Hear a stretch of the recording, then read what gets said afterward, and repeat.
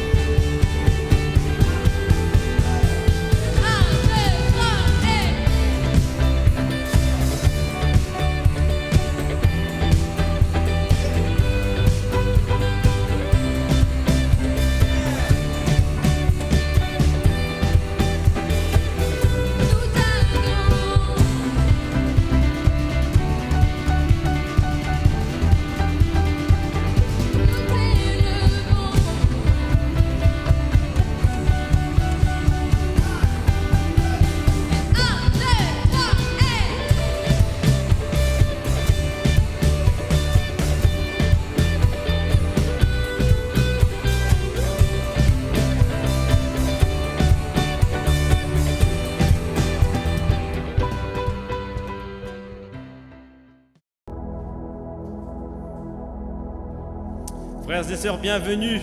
Bonjour, c'est avec beaucoup de plaisir et de joie que nous sommes réunis pour louer notre Seigneur. Amen. Ce matin, je veux que le Seigneur vous bénisse là où vous vous trouvez, chez vous.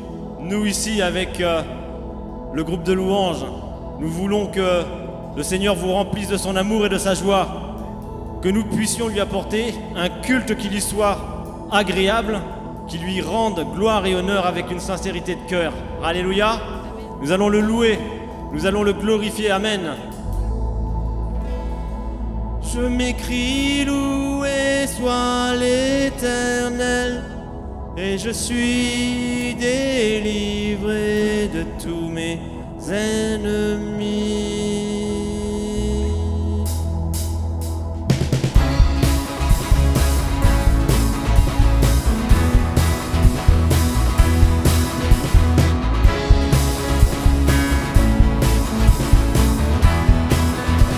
Louez l'Éternel. Louez l'Éternel car il est bon. Louez l'Éternel car il est grand. Louez, louez l'Éternel car il est bon. Louez l'Éternel car il est grand. Je m'écris, loué soit l'Éternel, et je suis délivré de tous mes ennemis. Louez l'Éternel. Louez l'Éternel car il est bon. Louez l'Éternel. Louez l'Éternel car il est grand. Louez l'Éternel car il est bon. Louez l'Éternel car il est grand.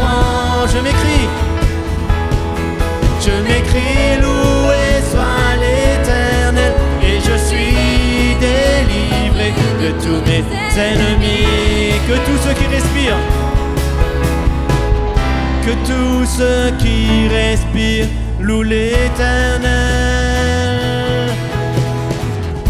Tout le petit on réclame la victoire. Louez l'Éternel car il est bon. Louez l'Éternel car il est grand. Louez l'Éternel car il est bon. Louez l'Éternel. Louez l'Éternel car il est grand. Louez l'Éternel. Louez l'Éternel car il est bon. Louez l'Éternel. Louez l'Éternel car il est grand. Louez.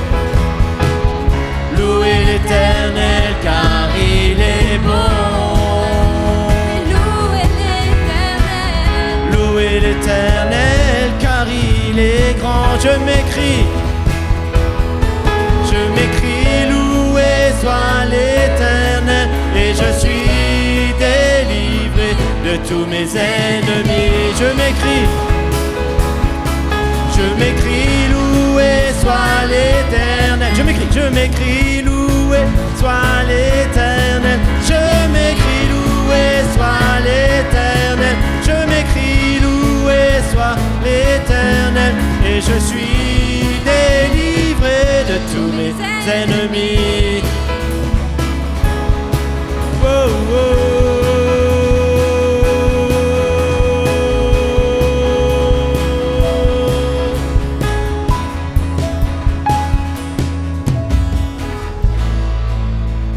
Alléluia, Jésus. Alléluia, c'est avec simplicité que nous voulons nous approcher de toi. Alléluia. Avec sincérité de cœur, nous voulons tout te donner. Nous voulons nous prosterner devant toi.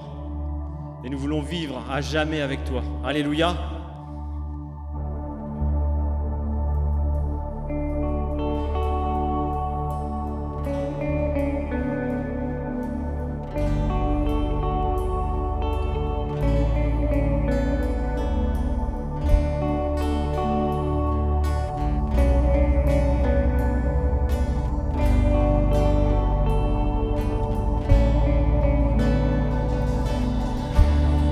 Toute simplicité, je veux t'aimer pour qui tu es, mon Jésus.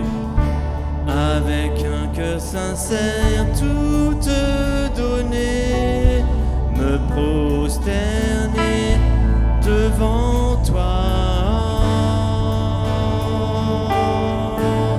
Je veux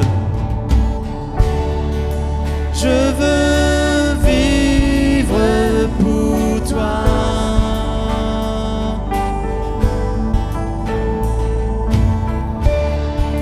Je veux vivre pour toi.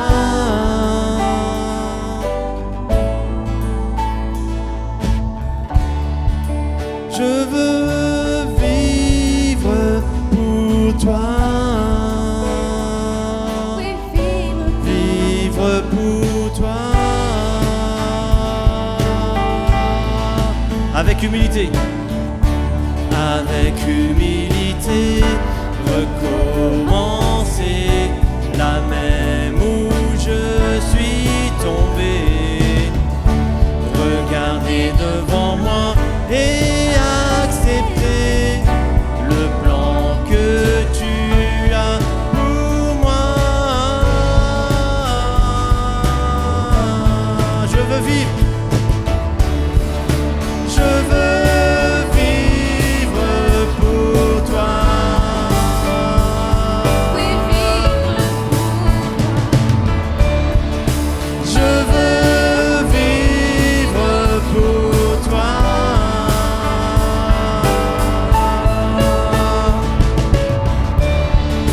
Je veux vivre pour toi. Vivre pour toi.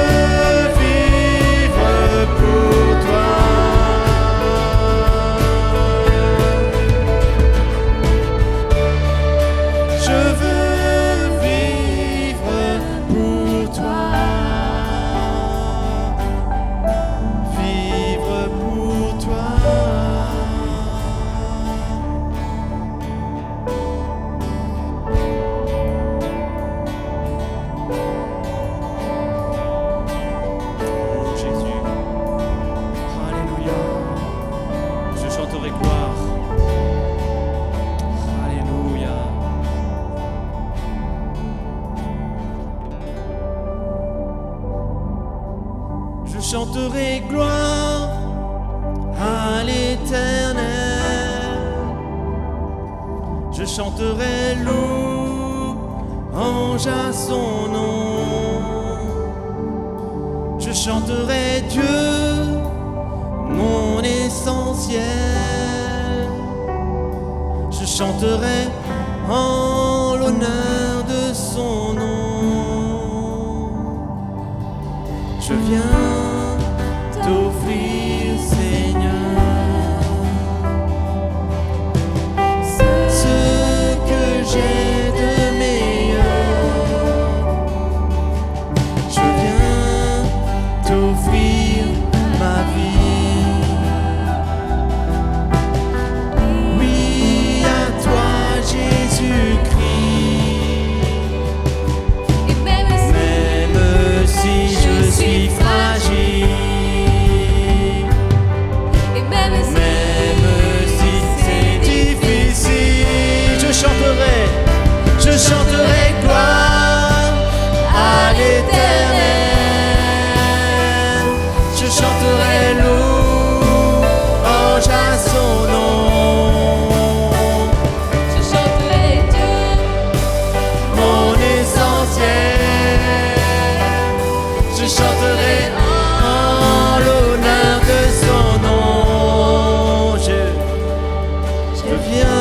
Je viens te dire, Seigneur, que tu es mon bonheur, dont rien ne peut détruire notre bel avenir. et même Même si je suis fragile, et même même si c'est difficile, je chanterai gloire à l'Éternel. Je chanterai louange à son nom. Oui, pour toujours, je chanterai mon essentiel. Je chanterai en l'honneur de son nom toute ma vie. Toute ma vie, de ma vie, je redirai je dirai que tu as donné ta vie. Toute ma vie, de ma vie, je redirai que tu as payé le prix.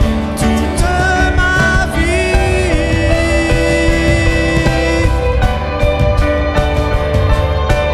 que je ne vis que pour toi. Je chanterai à l'Éternel. Je chanterai louange à son nom. Oui, pour toujours, je chanterai Dieu, mon essentiel. Je chanterai en l'honneur de son nom.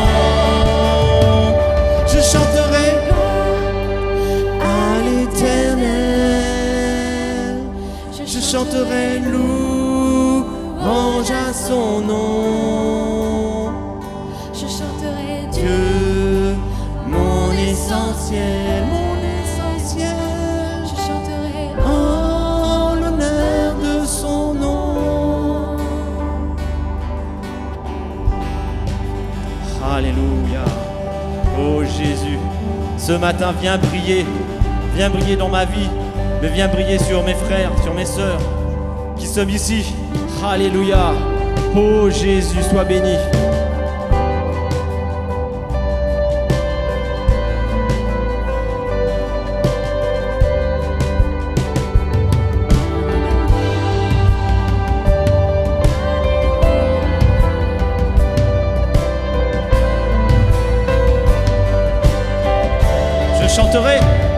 Je chanterai gloire à l'Éternel.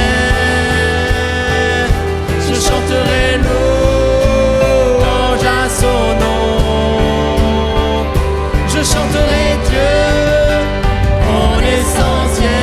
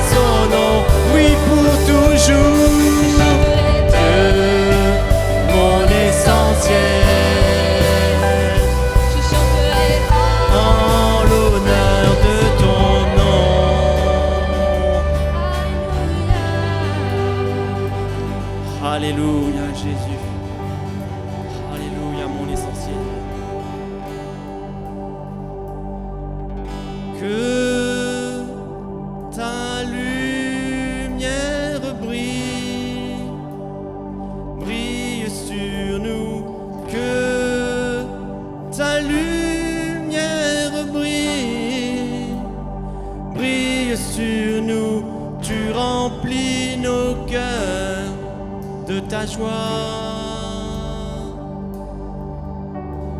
Tu remplis nos cœurs de ta joie, Seigneur.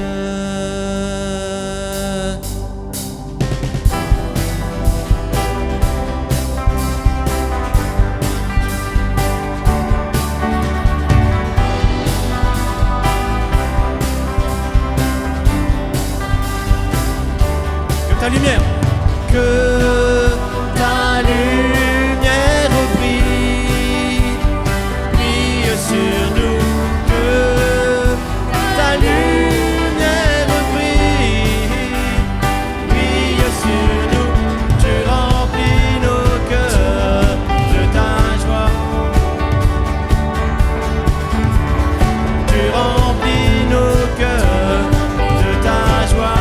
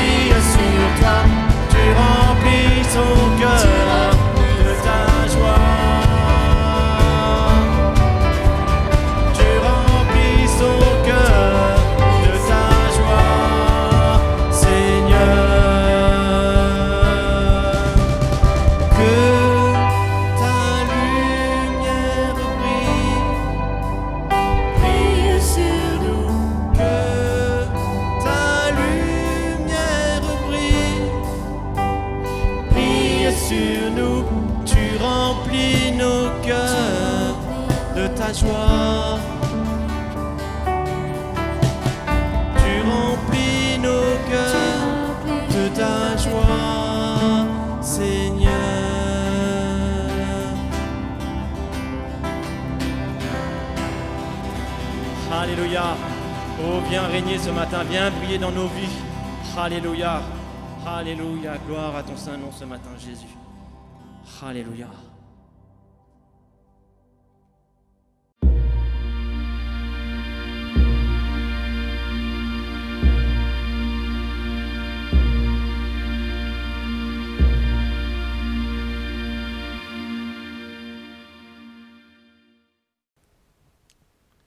Bonjour à tous, bonjour à toutes. On est très heureux de se retrouver pour ce premier dimanche du mois de juin.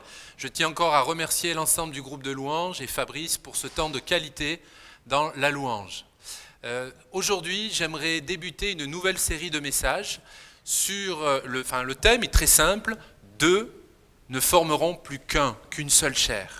Nous allons partager durant ces dimanches du mois de juin sur ce qui n'est absolument pas tabou pour Dieu, ce qui est tabou pour les religieux, ce qui est tabou pour ceux qui ne veulent pas regarder la vérité en face, ce sont les relations humaines et les relations de couple. Alors, ce matin, j'aimerais vous présenter à ma gauche Monsieur Adam et à ma droite Madame Ève. Ils sont eux et moi et on est très heureux de vous emmener à découvrir l'enseignement extraordinaire et formidable et bénissant de la parole de Dieu pour chacune et chacun d'entre nous. Vous êtes prêts ? Allez, on part. J'aimerais vous inviter à lire avec moi dans l'épître de Paul aux Éphésiens, au chapitre 5 et verset 21. Cela s'affiche, je sais que c'est en train d'être affiché devant vous. Soumettez-vous les uns aux autres. Il y a toute cette expression par rapport à ce merveilleux texte que l'apôtre Paul a écrit inspiré par le Saint-Esprit. Mais le préalable, la première idée que j'aimerais poser pour nous, le mariage n'est pas juste une fête, n'est pas seulement un rite, c'est même pas l'Église qui marie, ce n'est même pas le pasteur, mais dans la pensée de Dieu, le mariage, c'est l'union. Il y a une formidable symbolique de l'image et de la vision entre Jésus-Christ qui un jour va se marier avec son Église. Alors le mariage dans la pensée de Dieu, c'est extraordinaire. Et derrière votre écran, vous pouvez dire avec moi « Amen ». Le choix du conjoint, le choix de la conjointe. Et parlons clairement, parlons tous ensemble. Peut-être que certains vont se dire « Mais moi je ne suis pas marié, je suis veuf, je suis veuve, je suis célibataire ». Je sors d'une histoire compliquée avec lui ou elle. Ce message et ces messages qui sont là sont pour chacun d'entre vous. Je ne m'adresse pas seulement à ceux qui espèrent se marier ou ceux qui attendent désespérément un ou une personne. Non, je m'adresse à tous ceux et celles qui veulent grandir dans leurs relations humaines et notamment dans la relation de couple. Parce que tout ce que je vais développer, notamment ce matin, mais dans les dimanches prochains, cela s'adapte également dans vos relations amicales, dans vos relations professionnelles, dans les relations interpersonnelles. Le mariage, c'est un engagement à aimer l'autre, à être fidèle, évidemment, à faire tout son possible pour rendre heureux l'autre. Or, aujourd'hui, la définition de l'amour, c'est « je veux recevoir ». Je veux mon plaisir. Mais mon plaisir en tant que chrétien, c'est d'honorer et de bénir l'autre, celle que Dieu m'a donnée. Oui, ce partage est aussi pour ceux qui sont mariés avec une personne qui n'est pas dans la foi ou qui l'a été, qui ne l'est plus. Mon propos n'est en rien, je n'exclus personne de mon propos. Peut-être que vous vous sentirez pointé du doigt, mais si c'est le cas, ce n'est pas par mon doigt, c'est l'action du Saint-Esprit ce matin. Alors, je vais développer dans quelques instants, avoir une juste vision de l'autre. Ensuite, on verra l'attitude formatrice de l'Éternel. Et troisièmement, nous allons voir le conjoint qui convient. Allez, on part. Ensemble, la juste vision de l'autre. J'aimerais vous aider à vous rappeler de ce que je vais partager aujourd'hui et surtout les dimanches suivants. J'aimerais vous dire que vos relations humaines, si elles sont mal construites, si elles sont déviantes, ça va être une farce. Et c'est cet acronyme, c'est ce jeu de mots que j'aimerais que vous allez retenir. Et je vais le répéter plusieurs fois. La lettre F, 2 lettres A. Alors bien sûr, le mot farce avec 2 A n'existe pas, je le sais bien, mais ça va vous permettre de le retenir. R-C-E. F comme fidélité. La Bible enseigne là-dessus. C'est extraordinaire de rappeler que des textes écrits il y a des centaines, des millénaires, nous rappellent qu'un homme est fait pour une femme et vice-versa. Hébreux chapitre 13, verset 4, cela s'affiche juste à ma gauche, que le mariage soit honoré de tous. Et il est écrit, le lit conjugal exempt de souillure. Allez, on rentre dans les faits. Le lit conjugal, la chambre à coucher, c'est pas le lieu pour la PlayStation, c'est pas le lieu même pour le smartphone, c'est le lieu pour l'intimité du couple. Dans l'intimité, il n'y a pas que la relation sexuelle. Il y a les paroles, il y a la confiance, il y a les pleurs, il y a les larmes, il y a la prière, mes amis. Vous êtes encore avec moi? Je ne vous ai pas tous choqués? Vous n'êtes pas encore changé de chaîne? On peut continuer? Ça, c'était la lettre F. La première lettre A, j'aurais dû la mettre en premier, mais ça ne marchait pas avec mon moyen mnémotechnique, c'est l'amour. Éphésiens chapitre 5, verset 33, il est écrit du reste que chacun de vous aime sa femme. La notion d'aimer sa femme. Et en grec, il y a une notion où c'est progressif. Il y a l'amour. Je connais un couple qui, cette semaine, viennent de fêter leurs 16 ans de mariage. Et ce frère me disait, mais il n'a jamais été autant amoureux de sa femme qu'aujourd'hui. Et je peux bien le croire. A comme amour. Que chacun de vous aime sa femme. C'est une décision. Ne croyez pas que le coup de foudre va arriver ou pas. Parce que le coup de foudre, en fait, c'est de la chimie, c'est des hormones. Mais décidez d'aimer l'autre. Décidez, messieurs, quand vous allez vous réveiller chaque matin, c'est pas le film comme à l'eau de rose dans les films américains où elle est déjà pleinement bien habillée, bien pomponnée. Non, à l'état naturel, elle, comme moi, comme l'homme. La lettre A. La deuxième lettre A, notre troisième dans la farce, si vos relations humaines, elles sont bancales, c'est qu'il vous manque ces choses-là. C'est l'aide mutuelle et les prévenances mutuelles. On me dit, ça fait beaucoup de mots là, mais je retiens le mot aide. Éphésiens chapitre 5, verset 29 et suivant. En jamais personne, en effet, n'a détesté sa propre chair. Et il est décrit là, il la nourrit et en prend soin comme le Christ le fait pour l'Église. Savez-vous que Jésus a pu dire « Je bâtirai mon Église ». Ça veut dire qu'il en prend soin. Il prend soin de l'assemblée locale de la rue du Raisin à La Rochelle. Il prend soin de chacun d'entre vous. Il prend soin de nous. Il prend soin de toute l'Église francophone et mondiale. Amen. Comme un mari, comme une épouse veut prendre soin de son conjoint, de sa conjointe. L'aide mutuelle, les prévenances mutuelles. Ce couple que je vous faisais allusion me partageait qu'ils aiment régulièrement avoir un temps pour eux. Et on parlait tout à l'heure à l'instant notamment de la chambre, de l'exemple de la chambre. Ça ne veut pas dire qu'il n'y a pas de dispute, ça ne veut pas dire qu'il me partageait que parfois il y a deux personnalités et ça monte et ça chauffe, mais un couple est un être vivant. 1 plus 1 égale 1. Ce n'est pas la dissolution de l'autre, de l'un vis-à-vis de l'autre, ce n'est pas non plus je vais en parler dans quelques instants, de la soumission ou plutôt de l'asservissement de l'autre. Non, non, chacun apporte à l'autre pour la construction du couple. C'est ça l'amour. C'est ça aussi dans les relations humaines. Si j'ai un ami ce n'est toujours moi qui l'appelle pour prendre de ses nouvelles, pour savoir comment il va. La relation amicale et l'amitié, c'est dans les deux sens. Les relations professionnelles, elles abusent et elles nous utilisent, mais vous et moi, nous vous aspirons, et en tant que chrétiens, nous avons besoin d'utiliser, d'être des véritables femmes et hommes équilibrés dans nos relations humaines. Les deux A, après il y a la lettre R, le respect. Éphésiens chapitre 5, verset 33, que chacun de vous aime sa femme, je l'ai cité, comme lui-même, et que la femme respecte son mari. Et dans le respect, ce n'est pas seulement que la médisance. Les religieux parfois parlent de la médisance, de la soumission, mais ça c'est anecdotique, ce n'est pas que ça. Le respect, c'est au quotidien. Parce que si quelqu'un dit du mal de ma femme, il me fait du mal, il me touche. Même si parfois il y a des attitudes que je ne comprends pas dans l'autre, si vous ne comprenez pas une attitude dans l'autre, mais rassurez-vous, vous aurez toute la vie pour vous comprendre. Que chacun s'attache à sa femme, que chacune s'attache à son mari. Et remarquez dans cette expression que je vais répéter plusieurs fois durant toute cette série, c'est la notion de s'attacher à l'autre. Et j'aime le dire à tous les mariages que nous avons pu assister dans l'exercice de mon ministère, et nous avons pu le dire encore il y a quelques mois à certains, le jour du mariage, ce n'est pas la fin en soi. Vous rentrez sur la ligne de départ. Vous êtes sur la ligne de départ. Maintenant, il y a toute une vie où il va falloir apprendre à se connaître, à se pardonner, à avancer ensemble. La lettre R, le respect. La lettre C, la confiance. Le livre des Proverbes au chapitre 31, la femme vertueuse par excellence, le cœur de son mari a confiance en elle.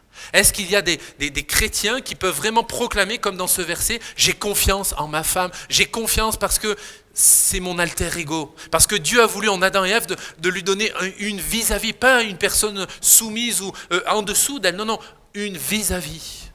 Si dans votre relation, si dans le couple que vous souhaitez créer, développer, il y a une relation de domination, ce n'est pas la volonté de Dieu pour ça. Par contre, la relation de confiance, ça c'est bon. Et enfin, et bien sûr, l'estime, la lettre E. Le livre des Cantiques, un livre sensuel, un livre parlant de sensualité, même de sexualité, d'amour. L'amour humain, l'amour spirituel nous déclare au chapitre 1er et au verset 16. Du reste, que chacun, c'est pas la bonne référence, Cantique 1, 16, que tu es beau mon bien-aimé, que tu es doux.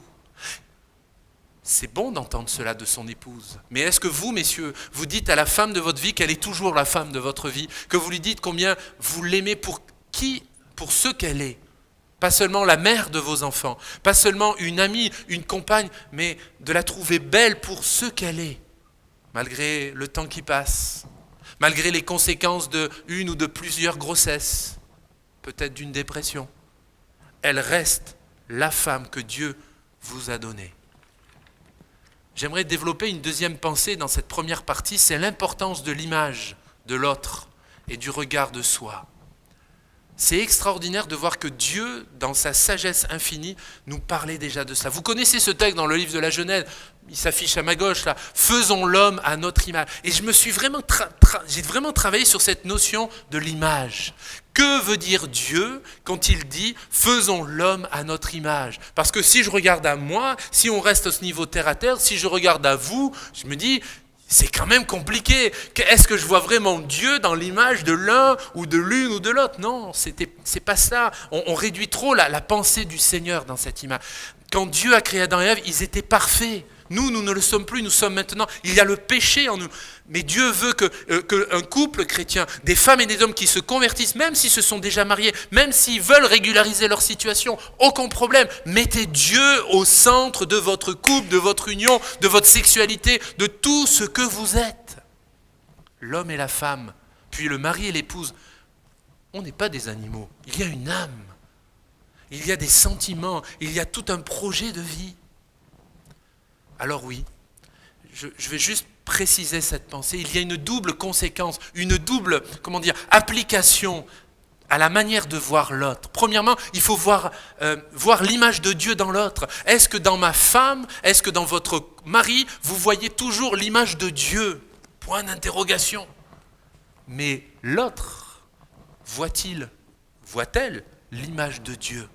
Pour reformuler encore cette pensée, et je vais prendre une expression que nous trouvons dans le Nouveau Testament, nous disons souvent, nous sommes le temple du Saint-Esprit. Mais est-ce que ma femme, est-ce que mon épouse, quand elle vient à l'église, elle est le temple du Saint-Esprit, mais moi aussi. Et en tant que chrétien, cela ne se résume pas qu'au culte. C'est chaque jour, et ce temps de confinement, ce temps où on est privé encore de nous rassembler dans le temps, nous vivons l'église, nous sommes l'église. Est-ce que dans ton couple, tu vois toujours l'image de Dieu en l'autre ? C'est une grande et belle question. Eh oui. Différence de genre, bon, c'est évident, mais je préfère le dire, être cash avec vous, le mariage est réservé à un homme et une femme. Ni un trio, ni un quatuor, c'est un homme et une femme. Dans la pensée de Dieu, c'est cela. Mais mon propos n'est pas d'exclure ceux qui auraient des pratiques différentes de la pensée de Dieu. J'aimerais vous dire que l'église de La Rochelle est une église de compassion et que le local sera toujours ouvert, peu importe votre orientation sexuelle. Chacune et chacun a besoin d'entendre le message de Jésus, d'expérimenter le pardon de ses péchés. Et comme j'aimerais le rappeler, venez comme vous êtes dans le lieu de culte. Mais laissez agir le Saint-Esprit en vous, parce que dans la pensée de Dieu, le mariage est réservé à un homme et une femme. Égalité de valeur, c'est vrai, entre l'homme et la femme, mais une différence de rôle, et donc de complémentarité, et heureusement pour cela. Je pourrais développer cette pensée, mais je vous parlais tout à l'heure dans mon introduction de la notion de dominer l'autre. Vous ne trouverez nulle part dans l'Écriture, et j'ai cherché, où il est écrit Dieu invite l'homme ou la femme à dominer son contemporain, son conjoint, sa conjointe. Par contre, l'Éternel, il est écrit Genèse chapitre 1er et les versets suivants, il dit, Dieu déclare qu'il domine sur la création, sur les animaux, sur la création, pas sur l'autre, pas sur Ève. La domination, c'est les religieux qui ont tordu le sens de la pensée de Dieu pour mater, parce qu'ils avaient peur de l'intelligence des femmes. Mais dans la pensée de Dieu, Dieu veut que nous soyons complémentaires et égaux en valeur. Et moi je dis amen à cela. Vous êtes toujours avec moi ? J'ai pas encore perdu trop de personnes qui suivent. On continue ? Le terme traduit par image dans le verset signifie aussi ombre. Et ça c'est intéressant. Parce que si je veux être l'image de Dieu, retenez cette punchline, si je veux être à l'image de Dieu, il n'y a pas d'image de Dieu dans la vie de l'homme si l'homme ne vit pas à l'ombre de Jésus-Christ. Tu veux être à l'image de Dieu dans ta vie ? Eh bien, sois à l'ombre du Christ et tu recevras la lumière du Seigneur dans ta vie. Alors, on continue. Et cette deuxième pensée, c'est l'attitude. Comment l'Éternel a formé l'être humain ? Adam, le premier homme, et bien sûr Ève, la première femme. On connaît ces textes, je les ai cités tout à l'heure. Mais pour l'homme, il a dit Dieu créa. Et le verbe créer en hébreu, dans l'Ancien Testament, c'est la langue hébreu, la langue hébraïque, dans la langue originelle, signifie former, façonner. Pour la femme, c'est l'expression dans le sens de bâtir, de construire. Pourquoi je prends le temps de poser les définitions, de poser le champ sémantique, le champ des mots? Pourquoi le lexique? Parce que dans la pensée de Dieu, un couple se construit avec le temps. Avec le temps, on construit. On apprend de nos erreurs. On apprend des erreurs de l'autre. J'apprends des erreurs sur moi. C'est normal. C'est normal que vous n'êtes pas toujours, on ne se comprend pas tout le temps. C'est pas grave. Mais le plus important, c'est d'avoir la même vision ensemble. Amen. C'est donc une notion de maturité spirituelle, maturité sociale, maturité aussi relationnelle. Et bien sûr, dans la maturité, dans l'intimité du couple. Sexuellement, notamment. Or, aujourd'hui, dans notre société, on va parler clairement. Or, aujourd'hui, on veut faire croire aux hommes qu'il faut qu'ils soient des hommes avec une grande performance, avec une grande perf. Il faut montrer qu'il serait un homme tellement viril. Alors ça, les gars, de tous les âges, je ne m'adresse pas qu'aux jeunes, de tous les âges, c'est du flan, c'est un mensonge. C'est un mensonge du diable qui veut détruire votre sexualité, détruire votre couple. Et vous, mesdames, arrêtez de vous laisser enfermer, mesdemoiselles, par ces stéréotypes, notamment tant dans l'Occident que même dans d'autres cultures. Le couple, c'est le lieu de bénédiction par excellence, parce que quand même, Dieu a d'abord créé un couple, et c'est bien plus tard qu'il a créé l'Église. Et le lieu de bénédiction, une église locale sera bénie si les couples sont bénis. Et nous désirons dans notre église locale impulser, être intentionnel que de plus en plus les couples soient en bonne santé, pour que l'église soit en bonne santé. Moi, je suis seul dans la salle, mais ce matin, je dis amen à cela.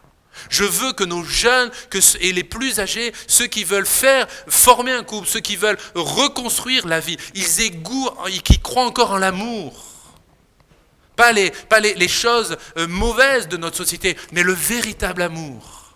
Parce que Dieu est amour. Parce qu'en tant que chrétiens, nous avons encore le choix de vouloir aimer. Ce matin, je serai peut-être un peu plus long, mais je veux vraiment déverser ce qu'il y a sur mon cœur. On en a marre d'entendre des mensonges dans notre société. Nous voulons proclamer la vérité de ce que Dieu dit sur ce sujet si important des relations intimes, des relations entre les personnes.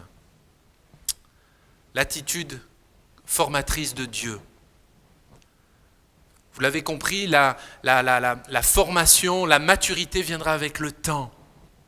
Celles et ceux qui se marient sans avoir été formés ou bâtis par une certaine éducation, eh bien, ils vont rester enfantins. Or, aujourd'hui, dans notre société, on voit de plus en plus de couples, je ne parle pas de leur âge, parce que je peux connaître des personnes qui ont 20 à 22 ans, qui sont beaucoup plus matures que des gens de 40, 50, 60 ans. Mais l'inverse est vrai également. Des personnes de 50 ans sont beaucoup plus matures que des minots d'une vingtaine d'années. J'aimerais encourager et que vous puissiez grandir. Mettez pas seulement Christ au centre, mais quand même, l'apôtre Paul l'écrit plusieurs fois dans les épîtres. Les frères, soyez des hommes. Plus des mauviettes, plus des gars qui se laissent emporter, qui se laissent porter par leurs femmes. C'est à vous que Dieu a demandé de conduire votre première église, c'est votre foyer, mes frères. Or, aujourd'hui, parfois on entend dans les églises, oui, le débat sur la place de la femme, comment la femme prendrait des responsabilités, mais parce qu'elles vont, moi la vraie question c'est où sont les hommes ? Un certain chanteur dans les années 70-80 chantait « Où sont les femmes ?» Moi, je prendrais en 2020 « Où sont les hommes aujourd'hui dans nos églises ?» Des hommes spirituels, des hommes qui assument leurs responsabilités. Vous êtes encore avec moi sur notre chaîne YouTube ? Alors on continue. Un mariage en construction. Le thème général de ce mois de juin, c'est « Et ils deviendront une seule chair ». Et dans ce verset, Genèse chapitre 2, verset 24, je le relis et cela s'affiche juste à ma gauche, vous voyez, hein, super beau travail. Hein. C'est pourquoi l'homme quittera son père et sa mère et s'attachera à sa femme et ils deviendront une seule chair. Alors l'homme, c'est pas le masculin, c'est l'homme être humain. Ça veut dire que le masculin, le monsieur comme la madame, doit quitter ses parents. Alors quitter, c'est pas les renier. C'est maintenant, ce n'est plus à tes parents de faire tes choix, d'organiser tes choix de ton couple. Mais souvent, je l'ai prêché dans ce sens-là, et c'est vrai.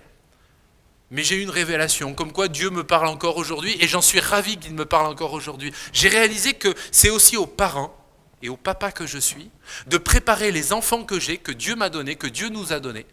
Un jour, ils vont devoir nous quitter. Je dois donc préparer mes enfants à me quitter, à pas seulement être de bons citoyens dans mon pays, mais à être celle qui sera une bonne épouse pour celui qui viendra prendre le cœur de ma fille, et celle qui prendra le cœur de mon fils. Je vous entends rire et sourire derrière la caméra, mais derrière cela, c'est aussi aux parents de laisser grandir, de laisser faire l'épreuve à leurs enfants. Ils vont peut-être faire maladroitement, faire des erreurs. Nous, on voit déjà les choses, mais ça leur appartient, c'est leur couple. Combien, trop de fois, on voit des personnes d'expérience qui s'immiscent dans la vie d'un couple. Laissez-les tranquilles, sinon c'est une farce. Parce que c'est dysfonctionnel. Rappelez-vous ce moyen mnémotechnique que j'ai développé en introduction, la fidélité, la confiance, tout ce qu'on a développé. Il faut qu'on se ressaisisse, mes frères et sœurs. Il faut que ce message, vous le relayez à tous les chrétiens que vous connaissez. Il y a trop de couples en souffrance. Et des couples, des enfants, des adolescents, des églises, même parfois des serviteurs et des servantes de Dieu. Mais bien sûr, soyons honnêtes et vrais, Dieu, ce n'est pas tabou pour lui. Amen. Alors, oui, les parents vont se retirer, doivent se retirer, et c'est un beau défi pour nous. Et bon, merci Seigneur, mes enfants sont encore jeunes, mais je sais que ça va venir. Mais chaque conjoint doit aussi couper le cordon ombilical. Chacun apprend à s'attacher à l'autre. Et il y a un texte dans l'Écriture qui m'a marqué, et on va le lire dans quelques instants. Mais j'aimerais poser quelques questions devant vous. J'ai devant moi différents types de couples. Des jeunes qui se fréquentent, qui envisagent de se fiancer. D'autres qui sont fiancés, qui envisagent de se marier. D'autres qui ont quelques années de mariage. D'autres, comme je vous disais, celui que je vous partageais tout à l'heure, un ami là, qui vient de fêter ses 16 ans de mariage. Et d'autres qui en ont peut-être 20, 30, 40, 50, etc. J'ai plus assez de doigts pour compter. Savez-vous que dans nos vies, il y aura des après. Il y aura plusieurs après dans nos vies. Après le mariage. Alors déjà, après le premier baiser, le premier bisou, la première déclaration, le premier mariage. On trouve un équilibre dans le jeune couple qui se forme. On trouve son équilibre. Parce que, comme on l'a appris, 1 + 1 = 1. Ensuite, un autre après, c'est après le premier enfant, parce que le mari découvre que son épouse, la femme de sa vie, n'est plus seulement sa femme, c'est de maintenant une maman. C'est la vie. Donc, l'équilibre du foyer se déplace légèrement. Il faut retrouver un équilibre. Et parfois, les hommes se sentent décontenancés. Les pauvres. Soyez des hommes. Après, les autres enfants, de nouveau l'équilibre bouge. On a un couple dans l'église, je tairai leur nom, mais quelle joie de savoir qu'elle va bientôt accoucher d'un 3e. Mais forcément, l'équilibre va évoluer, c'est logique, c'est la vie. Après les épreuves, après peut-être le chômage, peut-être que certains qui m'écoutaient, après l'infidélité de l'un ou de l'autre, personne n'est au courant, mais toi tu sais. Et tu as décidé de pardonner. Après le deuil, le départ des parents dans l'éternité. Après, pour certains, la retraite professionnelle. Après, le départ de l'autre. Il y a tellement d'après dans nos vies. Certains pensent que prêcher pour enseigner sur le mariage, c'est que pendant les mariages. Je crois que c'est faux, pour ma part. Parce que je vois dans l'Écriture que dès le début, Dieu a voulu que dès le début, quand on lit la Bible, on commence par Adam et Ève. Monsieur Adam, je vous le parlais, et Madame Ève. Alors eux, c'est un cas particulier, c'est vrai, parce que ce n'est pas Adam qui a choisi Ève, c'est Dieu. Et d'ailleurs, c'est mon dernier point. le conjoint qui convient. Si vous êtes resté jusque cela, encore 4 minutes avec moi et on va développer cette pensée très rapidement. Est-il juste de dire que l'on épouse quelqu'un après y avoir réfléchi ? Eh bien, j'espère que vous avez bien réfléchi. Parce que si vous êtes seulement basé sur vos sentiments, peut-être sur un arrangement familial, vous avez fait une grosse erreur. Il faut réfléchir. Genèse chapitre 2, verset 18, il est écrit « L'Éternel Dieu dit, il n'est pas bon que l'homme soit seul, je lui ferai une aide semblable à lui. » Dieu a réfléchi pour créer Ève, la sortir de sa côte pour Adam, en Adam. Alors il faut bien convenir du fait que ce qui s'est passé pour le premier couple, on n'est pas tout à fait, voire même du tout dans les mêmes conditions aujourd'hui. Et là, je sens que ceux qui aspirent à rencontrer l'âme sœur, comme on dit, celui ou celle qui va être l'amour de leur vie, là, ils écoutent bien parce que on rentre dans du pratico-pratique là maintenant. Oui, il faut réfléchir. La différence culturelle, la différence d'éducation, la différence sociale, l'amour, bien sûr, mais moi, je rajouterai un critère qui nous est propre, mais je vous le propose, vous le prenez pas. C'est l'avis de vos amis très proches. Ceux qui auront toujours le courage de vous dire droit dans les yeux la vérité. Ils ne sont pas nombreux, ces gens-là. Mais parce qu'ils vous aiment, ils prendront le risque que vous soyez fâchés. Ils prendront le risque que vous soyez peut-être blessés. Peut-être.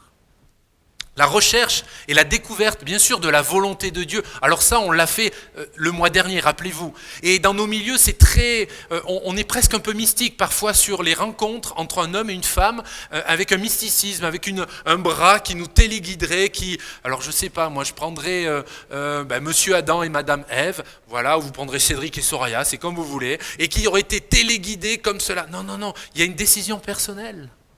Il y a une relation intime déjà devant Dieu, mais un choix personnel. Et de croire que Dieu va choisir pour vous, moi j'ai entendu un jour un témoignage d'un couple de chrétiens qui aiment Dieu, qui servent le Seigneur, pas de problème, mais qui quand ils se sont mariés, ils n'étaient pas amoureux l'un de l'autre. Moi ça me choque.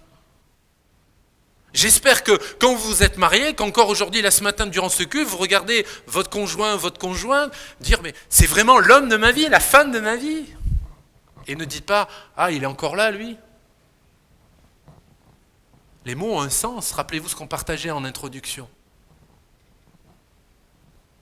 La recherche et la découverte de la volonté de Dieu, c'est évidemment pas d'une manière mystique, basée sur une seule révélation. Bien sûr qu'il faut prier Dieu, mais si déjà vos sentiments ont tellement grandi que vous allez tout interpréter, tout don spirituel, toute prédication, tout placement dans l'église locale, tout regroupement, rassemblement régionaux de jeunesse ou quoi que ce soit, mais le cœur est déjà pris. Par contre, si vous êtes honnête et vrai, si vous placez, mais sachez que Dieu va vous répondre par des convictions claires et nettes, et aussi par apprendre à se connaître. Pourquoi Dieu a voulu qu'on puisse se connaître, se fréquenter, faire des fiançailles et pratiquer les fiançailles et ensuite se marier? C'est pas parce qu'on est issu d'une tradition judéo-chrétienne, non, c'est que Dieu, dans la pensée de Dieu, c'est quand même, on apprend à se connaître au fur et à mesure. Parce que quand même, le mariage, je le rappelle, que dans la volonté de Dieu, il utilise la notion, l'image du mariage, parce qu'un jour, Jésus va se marier avec son Église. L'Église, c'est nous, c'est vous et moi. On va se marier avec le Christ. Faites-vous beau. Alors, les conjoints doivent pouvoir être joints entre eux. Alors peut-être que je suis utopique, peut-être que je suis dans un monde des bisounours, mais je ne le crois pas.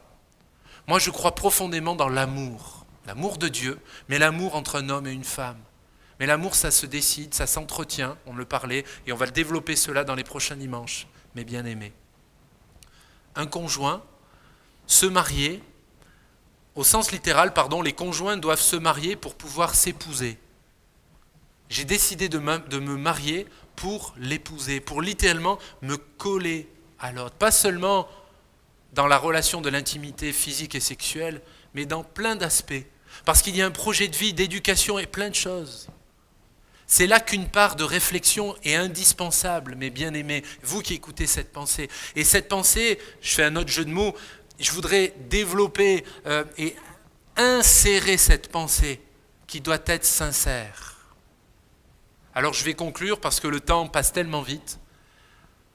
mais juste mettre cette conclusion pour chacune et chacun d'entre nous. Ce que je développe là, ce qu'on a pu développer, quelques bases, on commence à peindre, à développer certaines choses sur le mariage, cela pose en définitive l'ensemble de nos relations humaines. Parce que si vous êtes toujours caractériel, si le problème c'est toujours les autres, j'aimerais vous dire un petit conseil. Demandez à Dieu par son esprit de nettoyer votre cœur, parce que probablement, c'est que ça commence d'abord dans votre cœur. Parce que si je ne suis pas heureux avec des amis, comment je vais être avec une personne avec qui je vais passer toute ma vie? Nous sortons de ce temps de confinement dans notre France et on entend des chiffres qui sont terribles. Jamais autant de femmes ont été battues. Jamais de couple, alors soit on le dit un peu d'une manière simple et triviale, soit dans 9 mois il y aura beaucoup de bébés, soit il y aura beaucoup de divorces. Parce que des gens n'ont pas pris l'habitude d'être ensemble, et là ils étaient ensemble 24 heures sur 24, 7 sur 7. Et parfois c'est aussi quand les personnes prennent leur retraite administrative. Ils se retrouvent là et ils ne savent pas quoi se dire. Parce que durant toute leur carrière professionnelle, ils se sont croisés. Ils ont eu des vacances, ils ont gagné de l'argent, ils ont eu des enfants, ils ont eu beaucoup de joie. Ils peuvent même servir dans l'église. Tiens, on peut voir des gens comme ça. Et ils se retrouvent là et à manger et ils ne savent pas quoi se dire. Ça se prépare. La maturité émotionnelle, la maturité spirituelle, les discussions, ce n'est pas du jour au lendemain. Connaissez-vous, et j'ai noté quelques questions, connaissez-vous le livre préféré de votre conjoint, de votre conjointe? Alors pour les chrétiens, ne dites pas la Bible, mettez un autre livre. Alors déjà, lisez-vous des livres. Mais est-ce qu'elle lit un livre? Quel est son livre préféré? Quelle est sa plus grande joie? Sa plus grande peine? Quels sont ses échecs? Parce que si c'est mon alter ego, ma vis-à-vis, elle connaît mes échecs, comme je connais les siens. Alors je pourrais ses mobiles, quels sont ses rêves, sa volonté dans le service de Dieu, et on va en parler dans les prochains dimanches. Dans un couple, nous en tant que chrétiens, il faut servir Dieu ensemble et non pas dans des endroits opposés mais très complémentaires. Alors oui, cet enseignement que j'ai développé ce matin ne s'adresse pas qu'à des couples, même si j'ai parlé de mariage, même s'il n'y a eu aucun tabou en parlant d'intimité et de sexualité ou de quoi que ce soit d'autre. Cela s'adresse également à ceux qui ont été en couple et qui ont été déçus par l'amour. Ceux qui ont peut-être subi, leur corps et leur cœur ont été littéralement marqués et martelés et brisés. Et je suis conscient de la faiblesse de mes mots, mais je suis aussi conscient que par l'assistance du Saint-Esprit, Dieu peut guérir votre cœur blessé. Mais je suis aussi conscient qu'il y a des gens qui sont sincères et qui veulent s'approcher de Dieu ce matin. Mettez Dieu au centre de votre vie. Mettez Dieu au centre de vos relations, de votre intimité, et vous allez voir comme quoi ça va littéralement tout changer dans votre vie. Une dernière question, et je vais conclure là-dessus, je vais prier maintenant. Depuis combien de temps n'avez-vous pas demandé pardon à l'autre sur des attitudes et des paroles qui, vous savez, vous lui avez fait du mal? On va prier ensemble maintenant. Je vous invite si vous êtes en couple, à prier ensemble, à vous donner la main. Depuis combien de temps n'as-tu pas donné la main à ton épouse, à ton mari? Peut-être vous pouvez prier en famille là. Il y en a un qui fera tout pour détruire la cellule familiale. Il y en a un qui a donné sa vie pour ton couple, pour tes enfants, pour ta vie. Moi, je veux suivre celui qui a donné sa vie pour ma vie.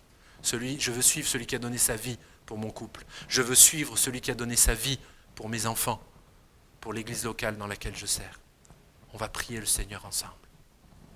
Seigneur Jésus, c'est avec beaucoup de simplicité, mais en voulant être profondément pratique, comme tu l'es, Seigneur, dans la Bible, que nous avons partagé sur les bases et la complémentarité dans le couple. Je te prie que chaque auditeur, chaque auditrice soit vraiment impacté par ces paroles. Et je te prie au nom de Jésus, que ce que le diable est en train de détruire soit nul et non avenu. Que là où il y a des pensées de divorce, des pensées même de suicide, des pensées de tout abandonner, de se laisser faire, de se laisser aller, que que les femmes chrétiennes soient des femmes féminines, profondément spirituelles et féminines. Je te prie pour que les hommes soient des hommes de Dieu, remplis de l'esprit, remplis d'amour, remplis de compassion. Nous n'en avons que faire de ce stéréotype masculin et totalement obsolète. Nous voulons être des hommes chrétiens et modernes et pleinement épanouis dans le partage des tâches à la maison, pleinement dans tout ce que tu veux que nous soyons, femmes et hommes. Je te prie pour chaque situation, pour chaque vie de famille. Je veux aussi te prier pour les mamans qui élèvent seules leurs enfants, qui pourraient se dire en écoutant ce message, c'est pas pour moi. Bien, j'aimerais vraiment les entourer de toute la compassion et tout l'amour de l'Église et du couple pastoral. Nous voulons vous dire que nous vous aimons et que nous prions pour vous, mes bien-aimés. Et nous croyons dans l'efficacité de la prière. Moi, je crois qu'il y a un nouveau. La Bible déclare que Dieu est capable de tracer un chemin dans le désert et un chemin qui sera verdoyant. Seigneur, bénis chacune des brebis de notre troupeau, au nom du Père, le Créateur, au nom de Jésus, le Messie, et au nom du Saint-Esprit, le Consolateur, par excellence. Amen. Bon dimanche à chacun, bon dimanche à chacune. Et comme Soraya nous le disait tout à l'heure dans la lecture du poème, vous, mesdames, qui avez un cœur de mère, nous vous souhaitons une bonne fête des mamans. Que Dieu vous bénisse.